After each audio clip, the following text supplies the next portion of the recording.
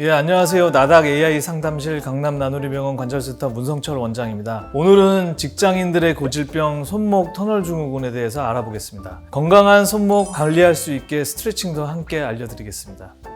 손목 터널 증후군에는 어떤 증상이 있을까요?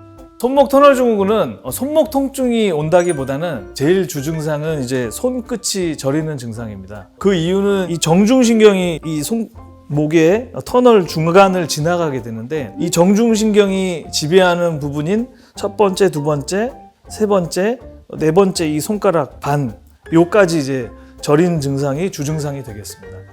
특히 이제 밤에 더 심해지고 자다가 이제 터질 것 같은 통증으로 팔을 이렇게 터는 경우가 생깁니다. 이런 경우가 이제 손목 터널 증후군을 의심해 볼 수가 있고, 간혹 이제 이런 정중신경의 압박이 심한 경우에 감각 저하를 떠나서 엄지 근육의 이제 위축 증상이 나타날 때도 있습니다. 마우스를 잡을 때 엄지가 아프고 뻐근한데 손가락에 문제가 있는 걸까요?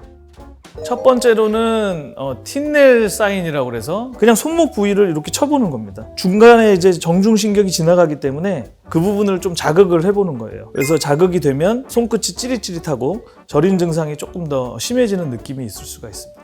예, 두 번째로는 이제 팔렌 테스트라고 하는데 양손의 손등을 맞대어서 이렇게 구부린 상태로 30초에서 1분을 유지해 보는 겁니다. 짧은 시간에 손끝이 저리거나 통증이 생기실 수 있습니다. 그러면 손목 터널 증후군을 의심해 볼 수가 있습니다. 손목 보호대 차고 며칠 쉬면 괜찮아지던데 하루 종일 착용해도 되나요?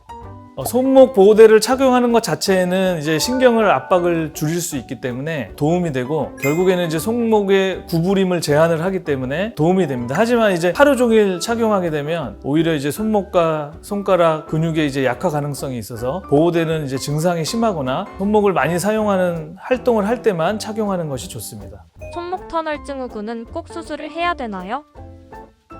초기에는 비수술적 치료로 이제 증상 관리가 가능합니다. 손목 사용을 줄이고 약물 치료나 물리 치료, 증상이 심해서 일상생활에 제한이 있는 경우에는 스테로이드 주사나 염증을 가라앉힐 수 있는 주사로 염증을 줄일 수 있고, 보호대를 착용해서 손목을 안정화시키는 것이 중요합니다. 하지만 손의 감각이 둔해지거나 손가락의 근육이 약화가 진행될 경우에는 영구적인 이제 신경 손상으로 갈 수가 있기 때문에 저희 나누리병원 관절센터는 수부 치료 경험이 충분한 의료진이 많으니까 믿고 내원하셔도 됩니다. 일상에서도 간단하게 하기 좋은 손목 스트레칭 알려주세요.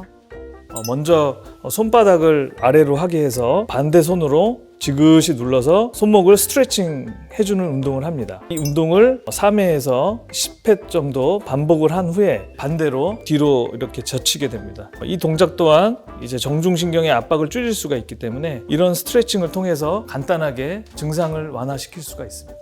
손목 보호를 위해 일상에서 할 수 있는 예방법이 있나요? 타이핑이나 무거운 물건을 드는 것처럼 손목을 많이 써야 되는 일을 할 때는 손목 보호대를 착용해 주시고, 상대적으로 손목에 무리가 덜 가는 버티컬 마우스를 이용하시는 것도 증상 완화에 도움이 될 것 같습니다. 가장 중요한 것은 충분한 휴식입니다. 아주 초기에는 손목에 휴식만 잘 줘도 치료가 될 수 있기 때문에 증상이 있으시다면 무리하지 마시고 잘 쉬어주시면 좋습니다. 또한 이제 손목을 통증을 완화하기 위해서 데스크용 마우스 패드를 많이 사용하시는데요. 사실 효과를 보시려면 손목 아래에 대는 것보다는 팔꿈치 쪽에 대고 일을 하시는 것이 좀 더 효과가 좋습니다. 손목 건강을 챙기기 위한 스트레칭 틈틈이 따라해 주시고요. 혹시나 손끝 저림이나 손 통증이 계속된다면 나누리병원으로 오셔서 진료 받아보시기 바랍니다. 시청해 주셔서 감사합니다.